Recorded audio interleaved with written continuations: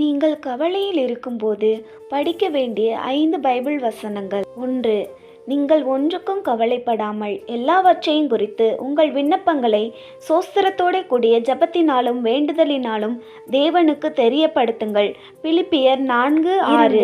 வருத்தப்பட்டு பாரம் சுமக்கிறவர்களே, நீங்கள் எல்லாரும் என்னிடத்தில் வாருங்கள், நான் உங்களுக்கு இளைப்பாறுதல் தருவேன். மத்தேயு 11:28.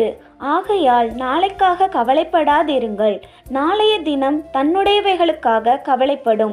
அந்தந்த நாளுக்கு அதினதின் பாடு போதும். மத்தேயு 6:34. பயப்படாதே, நான் உன்னுடனே இருக்கிறேன், கலங்காதே, நானே உன் தேவன்.